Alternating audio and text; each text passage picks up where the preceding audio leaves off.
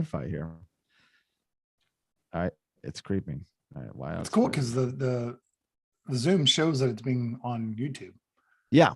Okay. It told me. It finally went. And then I want to put it on mute because I don't want to hear it in my headphones. So it's spinning, spinning, spinning. Yeah, it looks like it is live. Okay. It did it. Yay. So can you hear me, Brian? Hello, YouTube. All right, man. It's good to have you back, Brian. So we will jump in if we're good to go. Okay. Welcome to Just Curious Media. This is Let's Talk Movies, and I'm Jason Connell. On the show today, I'm joined by special guest, Bryan Beasley. Hey, Jason.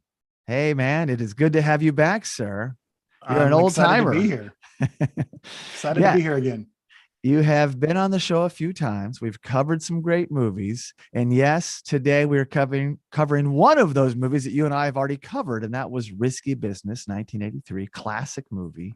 But today's episode, Brian, is a unique thing because on Let's Talk Movies, you know, the first 10 episodes, we did scene-by-scene breakdowns of 10 classic movies from the 80s. Each movie was a different year, right? You were on for a few of those. Yep. Die Hard, I believe, and Risky Business. And so now we've done some other things. I did 3 interviews with people, and then I did some opening scene breakdowns, which were incredible. Some classic movies with this breaking down the opening scene. Well, this is starting a whole new 3-pack. I like to do things in threes, apparently. It's a magic number. Nothing wrong with that. And so I was watching the other day, literally revisiting this movie for, you know, the umpteenth time, but I'm watching The Color of Money, classic Martin Scorsese film. And in it, I'm blown away that 2 actors reconverged here, and they were in a classic, memorable scene in Risky Business. Now, I think on the last watching I did of Color of Money, this came to mind, but it was just more prominent now because you and I had just, you know, done the deep dive on Risky Business, and just there's some things that carry into it. It wasn't by accident, Brian. So I wanted to have you on to explore this. And the title is Risky Business, 1983, The Color of Money, 1986, Movie Connections. I know at first you're probably like, wait, what is this? But then you went and watched these things, and I think you were sold. I totally was. And I'm excited to kind of do a deep dive on Tom Cruise, star of both movies, and then Bruce A. Young, who comes in completely different roles played by both actors, and how they kind of joust with each other in these 2 perfect scenes. Exactly. It's unbelievable. And we all know who Tom Cruise is. Of course, he went on to, you know, skyrocket success, probably the biggest movie star there is in Hollywood, and still going strong. But Bruce A. Young, phenomenal actor. Yeah. Man, 75 credits on IMDb as of yesterday. Yeah. I remember him in Fatal Attraction as one of the detectives, and he has such a presence. He is 6'4". He's this, you know, big, strong, almost looks like a football player.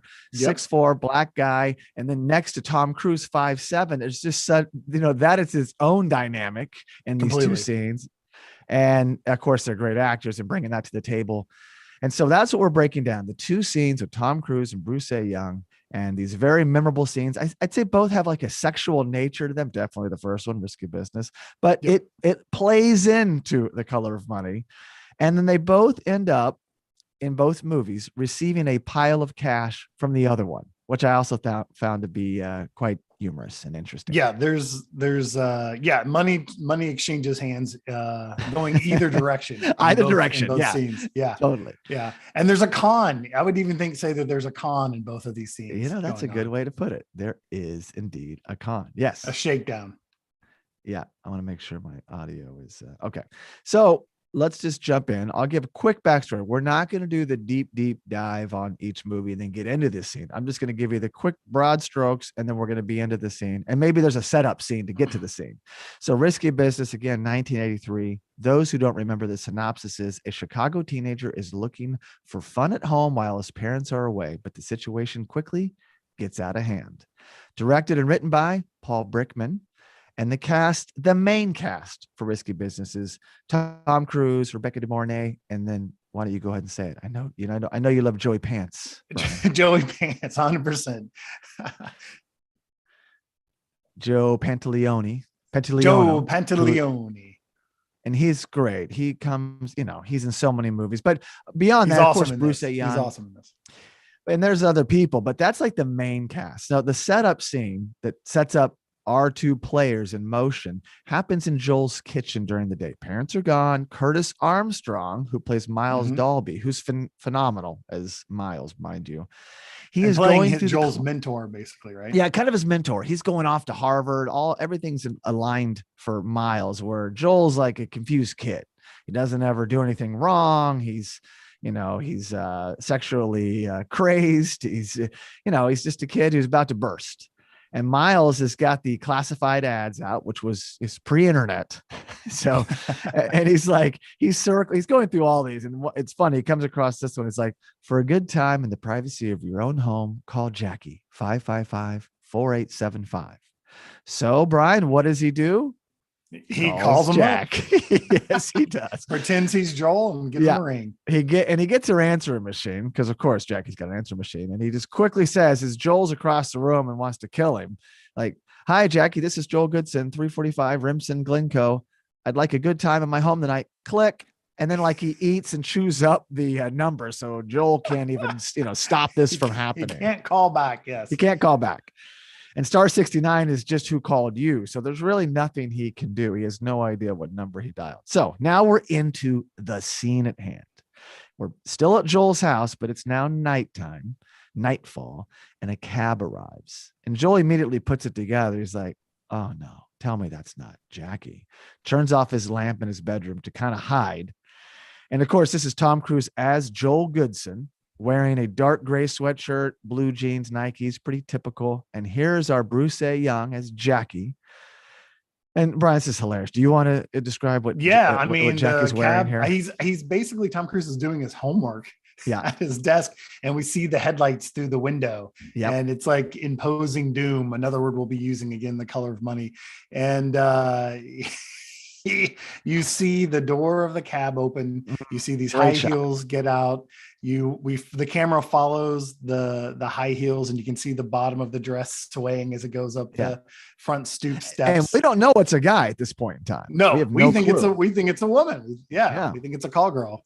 And then the doorbell rings, and you see the shuffling. And to be clear, go on. Sorry. And then you see the shuffling of Joel's feet scurrying down the steps to get to the front door. He's totally panicking. And Jackie is wearing, to be clear, red high heels, red stockings. It looks like a dress, a scarf, bracelets, big white hoop earrings, and makeup.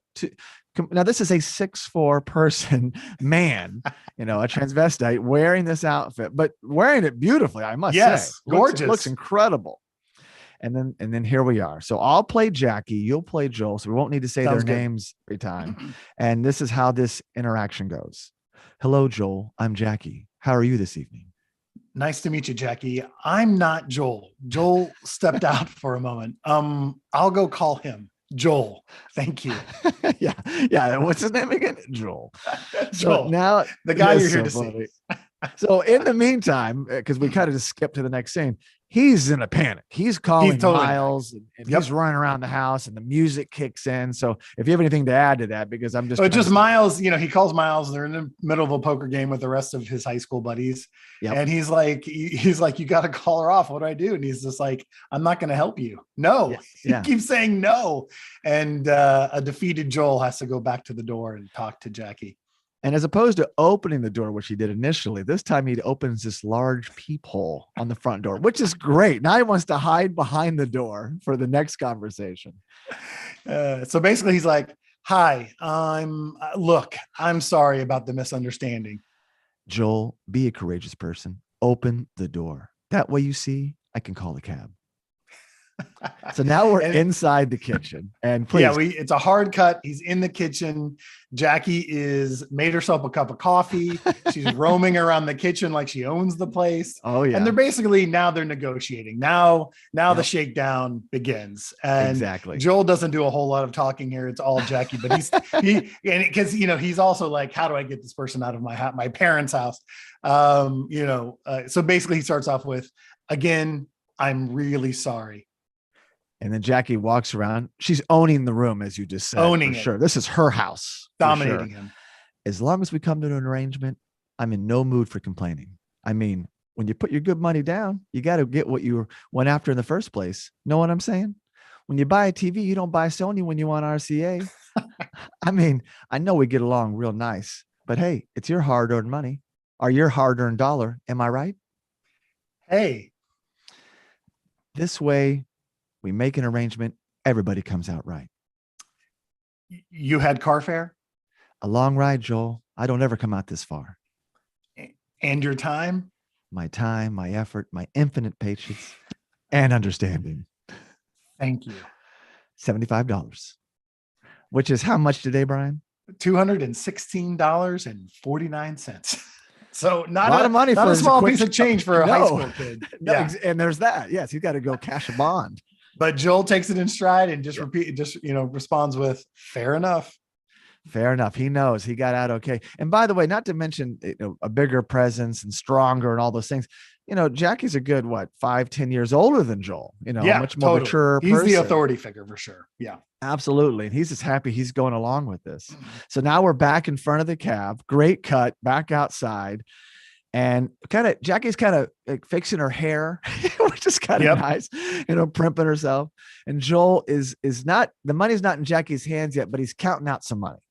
And then Jackie says, Joel, I'm going to give you a number. You asked for Lana.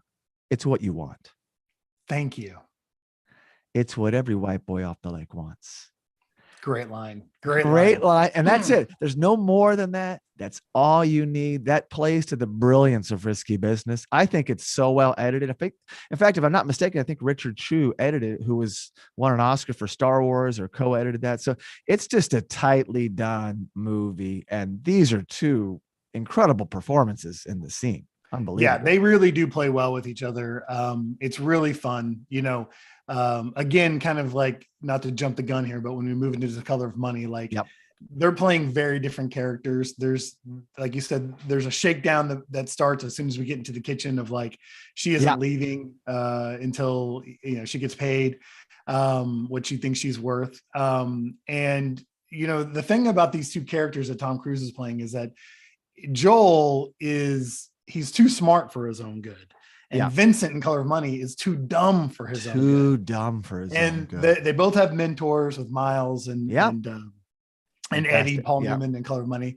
And they're being pushed by those people into uncomfortable situations or doing something that they don't want to do. And this is it's actually a lovely scene. It really is. It's really well done. It also just kind of shows, because this sets it off. I think this scene in Risky Business is 20-25 minutes into the movie. Yep. And as soon as Jackie hands over Rebecca De Monet's phone number, basically, of Lana's character, the movie's off and running. It's off. It's off and running. Absolutely. And it's his girl fantasy. That's who shows up, and that's what he wants. And then the real trouble begins. Real trouble begins for Joel. And it took Jackie to get to Lana. So Miles was right. You put it in motion, and you're absolutely right. It's off and running. The movie is what it is. And but you needed that pivotal scene. Yeah, Miles could have just said, he could have just got a hold of Lana, but you just would have missed something. You would have missed how high the stakes are and how costly this world is. It's a brilliant scene. It really was. It is. It's really well written. And you're totally right. I mean, there's an aspect of, this is a darker film. Yeah. He basically gets mugged. You know what I'm saying? The guy kicks the door down and beats him up. This movie is too early for that. Plus there's the fantasy element of this movie. It's very stylized. Yes.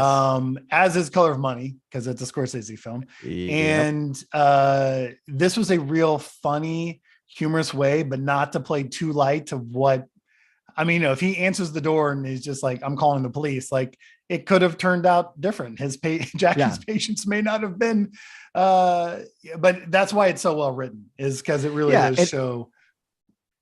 Yeah. And the movie does get darker. We let Guido brings that element in. He brings totally, and that's his role. You know what I'm saying? Exactly. And it needed to come at some point. It's a seedy underworld, but not yet. It was just planting the seed. So when I was watching Color of Money, and we're about to jump into, that's when I was just floored. I quickly went back and watched the scene from Risky Business again and was like, oh my gosh, this is incredible. I have to discuss this with somebody, and that somebody's got to be Brian. So now we'll switch over to The Color of Money. Quick backstory. 1986. Synopsis is: Fast Eddie Felson teaches a cocky but an immensely talented protege the ropes of pool hustling, which in turn inspires him to make an unlikely comeback. And for those who do not know, it's really a sequel to The Hustler, which is an incredible movie that it was a much younger Paul Newman. It had Jackie Gleason, and I think it even had, if I'm not mistaken, George C. Scott was in it. I think he won an Oscar. He's definitely in it, but I don't know if he won an Oscar or not. But it's a great movie, stands on its own. But I like a sequel like this that's decades later, and it's really just taking one character and making a sequel. So it's not your usual sequel. That is correct. And in the fact, movies don't really flow into each other, but you're right. No. Basically, Paul Newman plays the kid in The Hustler, and now he's the mentor. He's the old washed up guy. Yeah. And Newman, what I read was just begging Scorsese to take this project, because he was like, I don't know if I want to do this, and was kind of a hired hand, and that's not usually Scorsese's way. That is, thank goodness, completely correct. Yeah, Scorsese usually is developing his own material. He was completely a hired hand for this. Yeah, and dude, he put his Scorsese stamp on this movie. Oh, it's fantastic. My gosh, the shots, the camera movements, the music, the characters, and the whole thing's just dark. I'm cold watching The Color of Money. There's never sunshine. It's always like a little bit snowy or cold weather. They're like in the Midwest or Chicago or somewhere, or Cleveland, but I love it. So directed by Martin Scorsese, written by Walter Tevis, rest in peace. He passed away in 1984 at 56, very young age, but he also wrote The Hustler. He's the writer of the novel, I should say. Also wrote The Hustler, Color of Money. And then Richard Price was a screenwriter nominated for Best Adapted Screenplay for The Color of Money. And then the main cast, Paul Newman, rest in peace, passed away in 2008 at 83. He won a Best Actor for this role as Fast Eddie Felson. Then Tom Cruise and Mary Elizabeth Mastrantonio. Her name's always tripping me up. And she was nominated for Best Supporting Actress in this role as well. And she's fantastic. She's so good. And one other Oscar, she's so good. Yeah. And one other Oscar nomination, it was up for Best Art Direction, which, hey, I totally agree with that.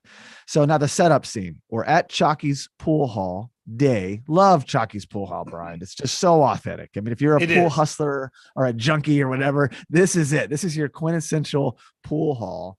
And here's Paul Newman as Fast Eddie Felson, and a quick exchange with Vincent, played by, of course, our Tom Cruise. But I like this exchange. We'll do this one first to get into the scene with our two players. So Eddie says, I'll play Eddie, you play Vincent. Hey, let me give you the scoop, killer. See that guy with the tin pin in his nose over there? Yeah. Okay, that's Moselle. That's Moselle. Him, we stay away from. No shit. Grow up. Him, we stay away from, because he's the main stick around here. You beat him, it scares away that gentleman over there. Who's he? That's Earl. He comes in here. He's got $5,000-$6,000 in his pocket. So it's kind of showing you, I didn't know much about this world. I saw this movie in the 80s though, as well, but it's interesting to see. You're a hustler. You can't come in and beat the big dog in town. No. Everyone's going to run away from you. You got to play it. And so Vincent, you got to play the chump. You got to play the chump. And Vincent's like, hey, he's great. He's a great player. He can win real tournaments. And this movie gets into that. Or you take dives, you take the licks, and you go get that $5,000-$6,000 out of Earl over there, and you just stay away from Moselle.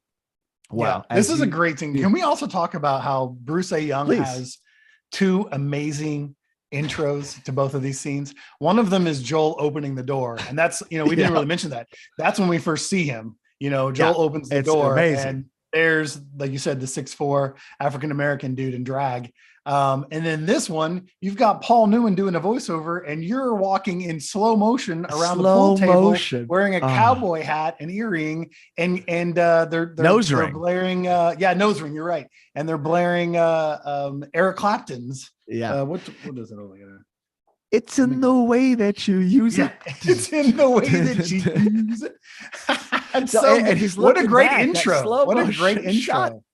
You nailed it. That slow motion shot, I could just watch again and again. He's looking behind. He's not even looking at Newman and Vincent. Oh no, he doesn't even. He's playing pool. He's just like, yeah, what's up? I'm Moselle. I'm the big stick in town, and he knows it. Stick. He's a very attractive guy. He's got lots of charm.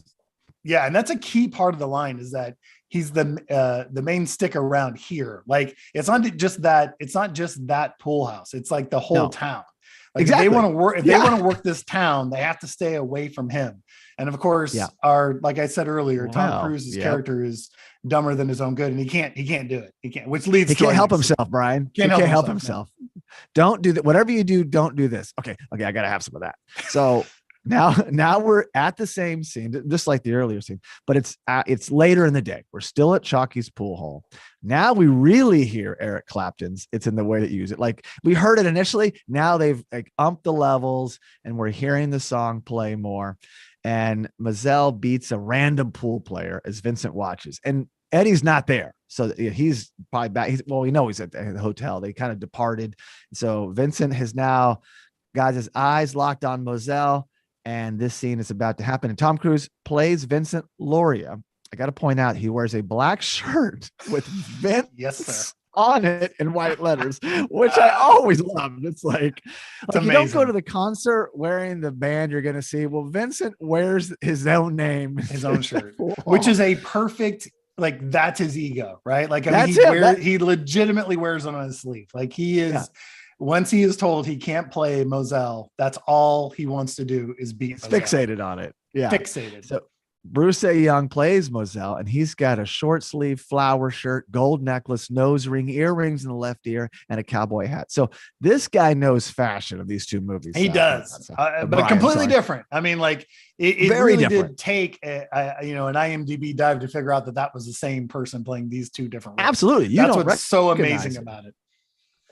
So now here is this exchange, and there's a couple parts to this, but we'll jump in. And this first part, though, really, let's remember back what we just talked about, them and risky business. I feel like this dialogue right here, Brian, it's connected, or at least an insider's way, like the writers, Scorsese, everybody was getting a chuckle at that they were in the other movie together.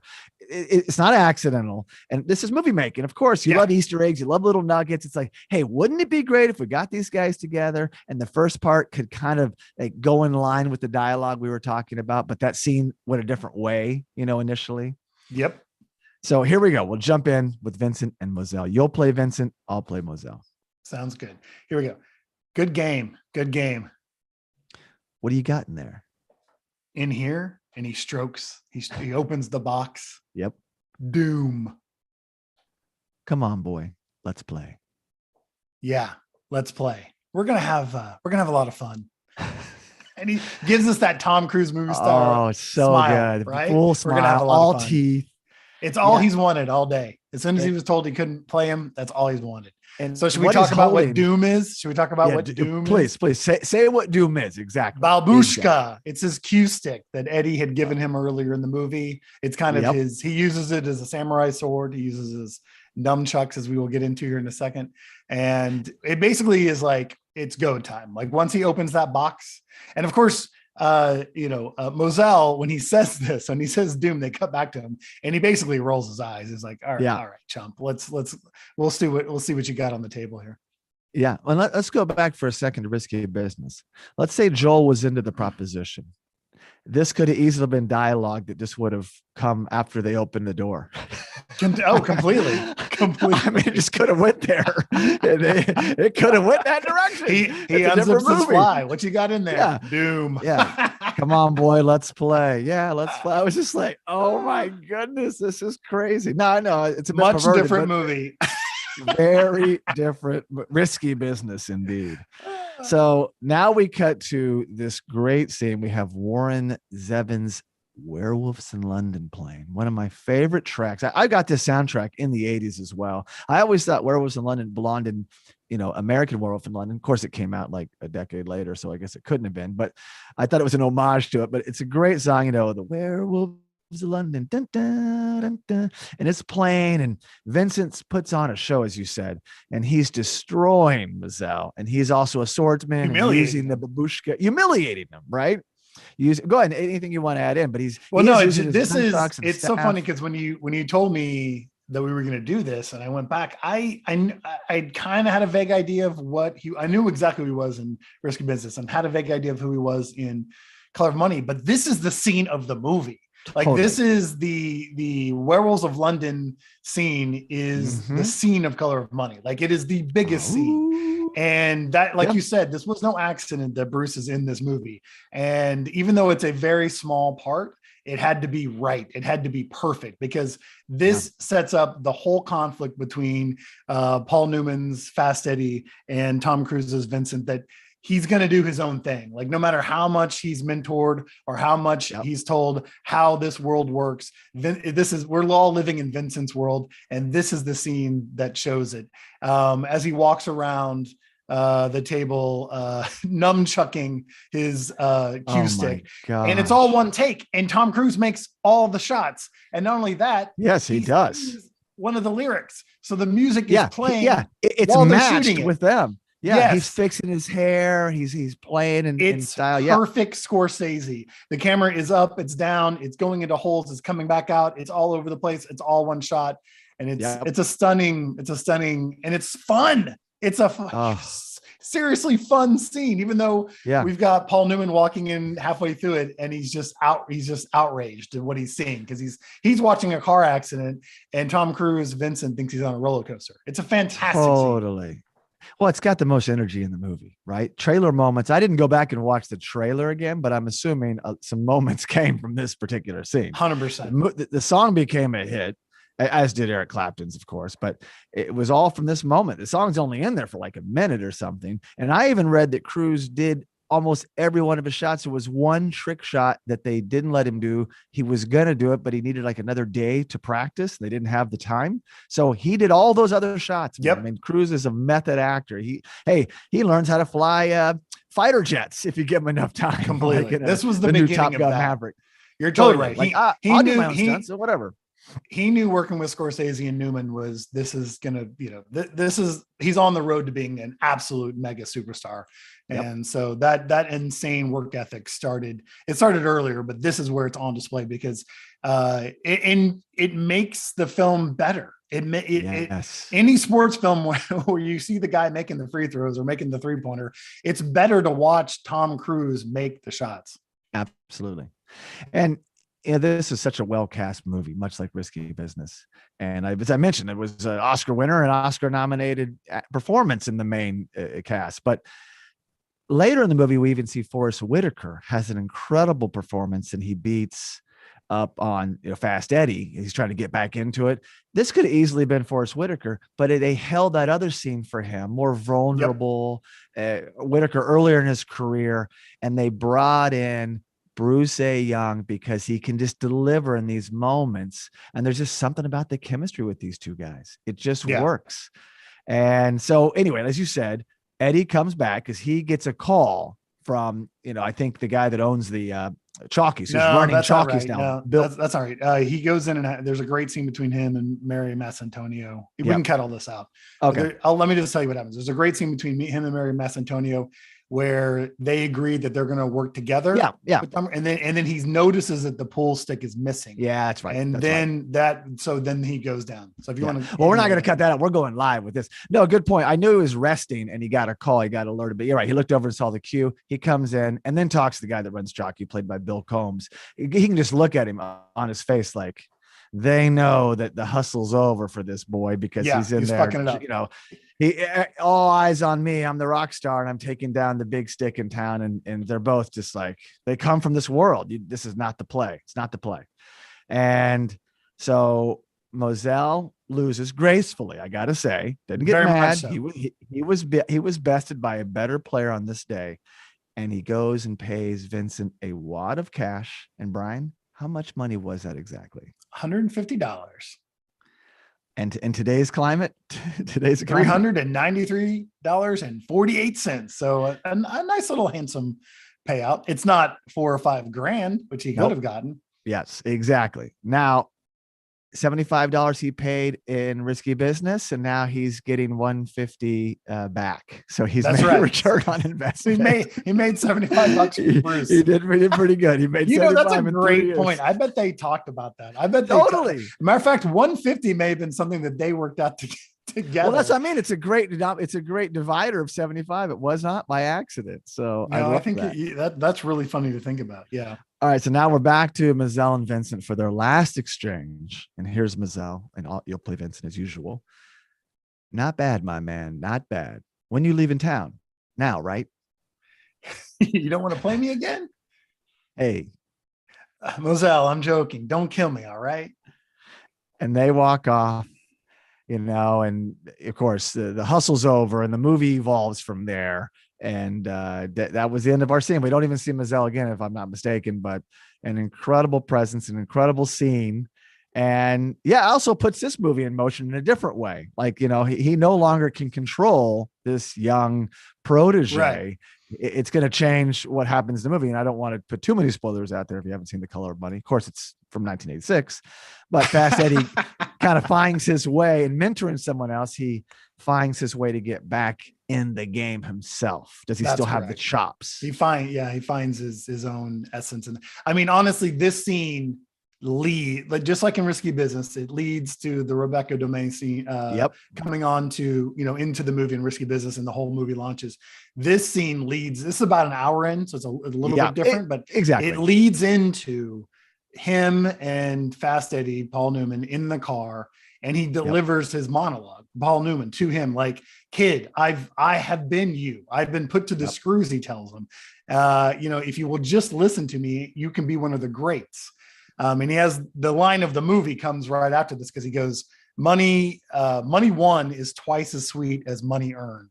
And, once that kind of gets in Tom Cruise's head, because they shift power dynamics for at least the rest of the second act. And Tom actually, they slip into a bunch of montages, perfect Scorsese montages of Eddie actually learning. And so this scene, it weighs heavy on the whole movie, because this is, he thinks he won, but he actually learned a really important lesson. Yeah. Which is interesting. The irony is that by the end of the movie, and again, spoiler alert, it's funny how Vincent comes around, finally understands the bigger picture. Like, winning tournaments is great, but he's throwing the bigger games to go make more money on the side. It's like he learned the lesson at the very end of the movie, it seems like, which is great. It is great. And it's an amazing film. I mean, we should think about doing a deep dive. Totally. It's a repeat viewing movie. You'll watch it again and again and find other little nuggets. Like, for instance, case in point, this scene. I knew it was there, but it just hit me like a ton of bricks when I saw it in front of my face. Like, wait a second. These two again. And that's why I wanted to explore it on Let's Talk Movies, because on Let's Talk Movies, Brian, we talk movies. There we go. And shout out, I know Tom Cruise gets all the love, but shout out to Bruce A. Young for bringing it in both scenes. Just bravo. Absolutely crushed it. So, in fact, I think he really carried those scenes, to be honest with you. I think he definitely carries the Risky Business scene. And he sets up, what he's really good at, there's an aspect of, jousting when you're two actors are playing volleyball, you're going back and forth. Like, the scene with Werewolves in London isn't as fun. Tom Cruise doesn't get to be movie star Tom Cruise in that moment if he doesn't have an actor that will let him do that. You know what I'm saying? Exactly. That will set him up so that he can shine like that. And that we, the audience, believe is the big dog. Like, it physically and figuratively. He's it, and you're just knocking him off. And of course, Cruise kills it in that scene. I mean, just his, the way he's swinging a pool cue around like it's a staff or nunchucks. It's amazing. I mean, I would have loved to see. I want to see footage of the filming because it's very impressive. And I got to give him credit with his billiards, talent, his skills. Absolutely, pretty good. So great movies. That's all we got until the next time. I'm glad you joined me on this first of 3 movie connections. So without further ado, please enjoy Risky Business and The Color of Money. So thank you so much for listening. And please be sure to subscribe to the Let's Talk Movies podcast, as well as the Let's Talk Movies YouTube live channel. You can also really help us by giving the show a 5-star rating on Apple Podcast. And for all you listeners that enjoy sharing your thoughts, you can leave us a review on Apple Podcast, send us a direct message, or post a comment on any Let's Talk Movies social media platform. We also highly recommend checking out our other podcast and visiting justcuriousmedia.com. Great job, man. Awesome.